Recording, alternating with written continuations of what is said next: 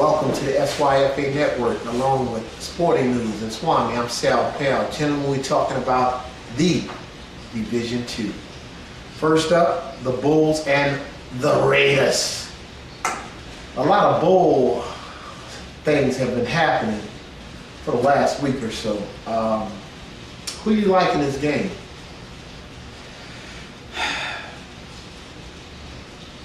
The Bulls. Totally agree. I mean, the Bulls against the Raiders. I actually thought the Raiders were going to be a lot better this year. Be a top playoff type team, maybe top 4 type team. I just was disappointed in their performance this year, especially with one of the top quarterbacks in the league that they've had. You know, I mean, really could throw the ball well, really good coaching staff, and just things just for some reason didn't fall apart. I think the Bulls are like number 19 from the Bulls. Like him a lot. I think the Bulls will take care of it. Did you close the gate on the way in? The swinging gate? Did you close the gate? No, I left it open. Okay.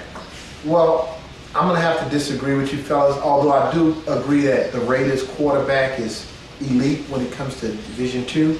I don't think he have as much talent this year surrounded. Is that a penalty flag? But I do think the Raiders are going to put one game together this year, and yeah, we are a little disappointed, but I think this might be the game. So that's going to be my upset special. I think the flag on the. I just hope the refs don't decide this one. If we can keep the referees out this game, I think the Raiders have a chance. It could go either way with the refs. I mean, it's not always one-sided. This is true. But we digress. Okay, next up, the Saints and the Seahawks. The Saints look so strong. I'm going to take this one first. I don't think right now that there's only one team that I can see right now that's playing on the same level with the Saints, and we'll get to them later. But I think the Saints are clearly the class in this game, and I have a lot of respect for the Seahawks. I've coached some wonderful players and big players, but I think overall team speed is going to kill the Saints. I mean, kill the Seahawks. I'm sorry. I'm definitely going to have to agree with you. And the fullback, he's faster than what anybody actually thinks he is. He doesn't give the credit of how fast he is. Deceptive speed. Not to mention, he hits you like a Mack truck on offense, and even worse on defense. Quarterback's great. Quarterback maybe a first-round pick from what I hear for the Saints in D3. We'll have to see how that goes next year.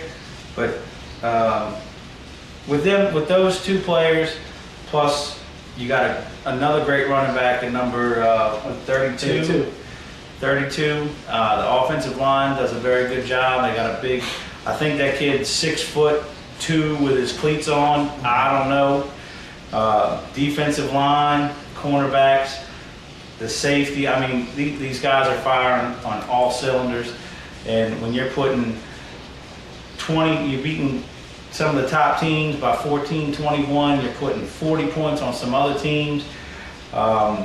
Sometimes the score gets out of hand, but you know, sometimes you just can't help it. Well, I'm going to just tell you like the great Jimmy Johnson from the University of Miami said. Former Cowboys coach, right? And former Cowboys coach, but he coached at the University of Miami. The U. Before they were the U, but yes. He said, and he put it plain and simple, if you don't want me to run the score up, then stop me. And I have a lot of respect for that coach. So I think he said that in the Super Bowl against the Bills, in fact. I have total respect for that. A lot of the Saints, most of the time, they're running second string and third string running backs, and they're still scoring touchdowns. I know a couple coaches that have played the Saints, and they feel that if they're running second and third string running backs and you still can't stop them, then you better go back and do some work after you play them. what do you think about this Saints-Seahawks matchup, Coach? Well, I'm actually broadcasting the game, so I don't want to get too far into it, but okay. I would just like to say that beware of throwing the ball, because they just may bring it back to 6. Pick 6. Next game is the Razorbacks and the Gators. How do you see that, Sport News? Razorbacks and Gators. Well, I think the Gators are really trying hard and getting better every week. However, the Razorbacks, they got that stud in the backfield. They got that senior stud in the backfield. That's a big difference. Being young and then being a senior stud, a little bit different in my opinion. I like the Razorbacks. Well, the Gators have a really, really good team, and they've added some great coaches to that staff, and I have a lot of respect for them. But I think the Razorbacks are just going to be too much this weekend, and like you said, that stud running back for the Razorbacks, he's going to hit another level, and I've only been saying it 3 years. The Razorbacks are real, and you're going to find out this weekend how real they are. Swami, what you think about this game? I'm the announcer in that game, so I can't make a pick in that game. Okay, let's move on to the next one. Jumbo Jets and Voodoo. Johnny and the Jets. My upset special. The Voodoo is... Well, they both have no wins. How could it be an upset? Well, it's because the Jets... Because people are putting the Voodoo in that class, and they're ranked number 14. We know that. But nobody thinks that the Voodoo is going to beat the Jets. So the Jets have had problems. Not 1 year. Well, but the number 1 pick overall last year is not playing. So you can attest a lot of that to that. I'm just saying it makes a difference. Right. I'm with Doesn't him. make a difference. He did play 3 out of 6, and they were still 0-3. And they had all their other people with them. But they started out with a tough schedule as well. I mean, they started out with the Saints. Nah, you're right. You're right. I gotta agree with you. But it's gonna be hard. I said The Voodoo have a new driver, and he's doing some work. the two-headed monster no more at head coach? No, just the one. And there's the other one's kind of standing to the side and watching what's going on. He's helping out a little bit still. Nice. But they're getting day-to-day better. operations. They're That's getting it. better. You need that. You need Now that. we're getting need collateral more of a one-way following. So you got one coach instead of mixing it up. They're getting a little bit better. I think that'll be a big shock in Division II on Saturday. I'm with South Pal. I'm gonna have to go with the Voodoo as that upset. I know they're both 0-6, but if you want to see a good game, come watch the Jets and the Voodoo. So I like the Jets. Moving on, the Bulldogs and the Chargers. How do you see that game, Sporting News? I like the Bulldogs. Too big, too strong, too fast. Chargers in that kind of medium range. Bulldogs top tier. Bulldogs out of the way. Well stated, I concur. Make that 3. All right, 3 in a row. The Canes and the Bucks. Now, before we get started on this, I just want to say to the head coaches, 2 really, really good head coaches. We've had some anger management issues that the refs wanted me to talk about, and it just came to me as I looked at this game. It'll be hotly contested, and I don't want any ejections. But how do you gentlemen see this game going? Do you see any hats thrown on the floor? I see some hats being thrown. The Bucks defense is very good. The secret weapon may not get far enough outside as they'd like him to. So I see some orange hats getting thrown. Maybe maybe a lot of yelling. We'll just have to see. We'll just have to see. It's going to be a great game. Who do you like in that game? As much as I like the Bucks and their defense, I'm going to have to go with the Canes. 3 good running backs coming out of that backfield. One of the best offensive linemen in D2, I think. Defensive line is even better at that. The defense at that's correct. I think the Canes might squeak this one out. Yeah, I have to agree with you on that one, Swami. I think it's going to be a lot closer than people are predicting. What do you think about that, Sport News? I say Canes and Bucks. by double digits. Wow. And you heard it first. The last game is the Tigers and the Cowboys. How about them Cowboys? I know they like it rough. They're getting it rough this year. Yeah, they lost 8 All-Stars last year.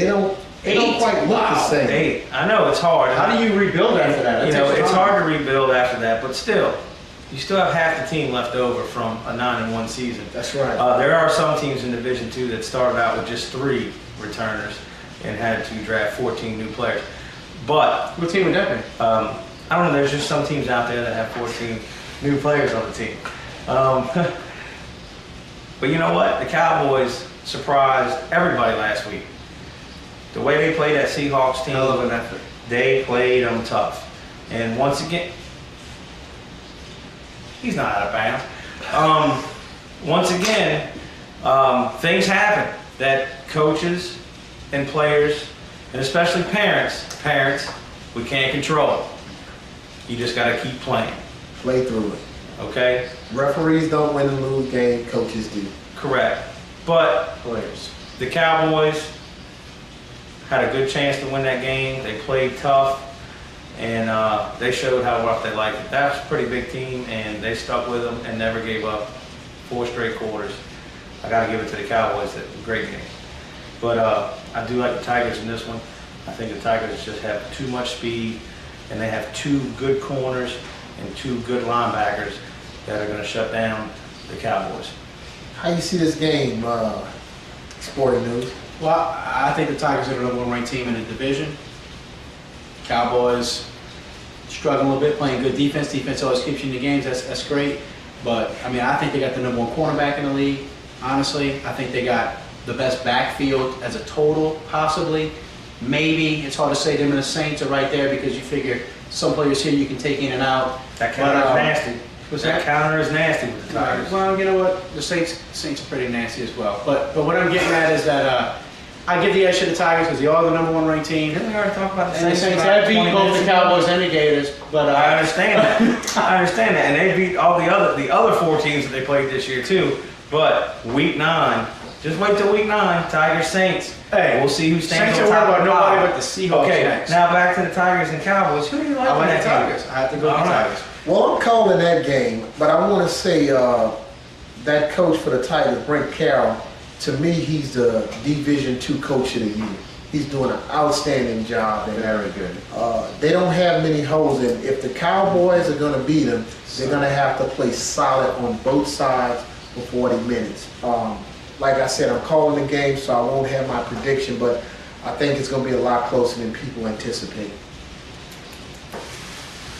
Well, boys and girls of Division II, we want to talk to you about report cards and education. On this Thursday, you're getting your grades, and we want to tell you one thing. Work hard in the classroom, just like you do on the field. We take that very serious. For those players who have been injured, we wish a speedy recovery. Speedy recovery.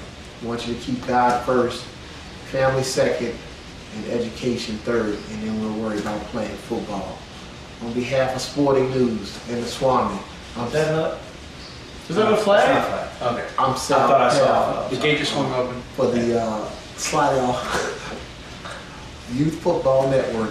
No, that was a basement. No. Hey, We just want to say we Sorry. love our referees and things will get better. Thank you and good night. That's got to be like 15 minutes. How much? oh shit.